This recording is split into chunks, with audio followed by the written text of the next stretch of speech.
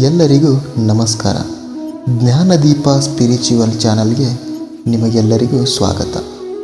ಹಿಂದಿನ ವಿಡಿಯೋದಲ್ಲಿ ನಾವು ಅರ್ಜುನನು ತನ್ನ ಬಂಧುಗಳನ್ನು ಯುದ್ಧ ಭೂಮಿಯಲ್ಲಿ ನೋಡಿ ಮನಸ್ಸಿನಲ್ಲಿಯೇ ಹೇಗೆ ಕುಗ್ಗಿದ ಎಂಬುದನ್ನು ತಿಳಿದುಕೊಂಡೆವು.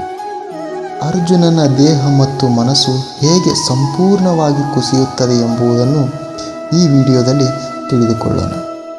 ಅರ್ಜುನ ಉವಾಚ, ಅಂದರೆ ಅರ್ಜುನ ಹೇಳುತ್ತಾನೆ ಶ್ರೀಕೃಷ್ಣರಲ್ಲಿ, ದೃಷ್ಟ್ವೇಮಂ ಸೃಜನಂ ಕೃಷ್ಣ ಯುಯೋತ್ಸವಂ ಸಮುಪಸ್ಥಿತಂ ಸಿದಂತಿಂ ಮಮ ಗಾತ್ರಾಣಿ ಮುಖಂ ಚ ಪರಿಶುಷ್ಯತಿ. ಶ್ರೀಕೃಷ್ಣ ಪರಮಾತ್ಮನೇ, ನನ್ನ ಸ್ವಜನರು ಯುದ್ಧಕ್ಕೆ ಸಿದ್ಧವಾಗಿ ನಿಂತಿರುವುದನ್ನು ನೋಡಿ ನನ್ನ ದೇಹ ನಡುಗುತ್ತಿದೆ, ನನ್ನ ಮುಖ ಒಣಗಿ ಹೋಗುತ್ತಿದೆ ಎಂದು ಅರ್ಜುನನು ಶ್ರೀಕೃಷ್ಣ ಪರಮಾತ್ಮರಲ್ಲಿ ಹೇಳಿಕೊಳ್ಳುತ್ತಾನೆ. ವೇಪತುಶ್ಚ ಶರೀರೆ ಮೇ ರೋಮಹರ್ಷೈಶ್ಚ ಜಾಯತೆ ಗಾಂಡೀವಂ ಸ್ರಂಸತೆ ಹಸ್ತಾತ್ ತಕ್ವೈವ ಪರಿಧೀಯತೆ.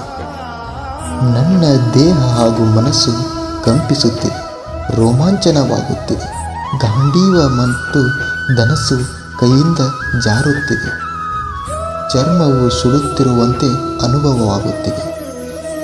ನ ಚ ಶಕ್ನೋಮ್ಯವಸ್ಥಾತುಂ ಭ್ರಮತಿವ ಚ ಮೇ ಮನಂ ನಿಮಿತ್ತಾನಿ ಚ ಪಾಶ್ಯಾಮಿ ವಿಪರೀತಾನಿ ಕೇಶವ.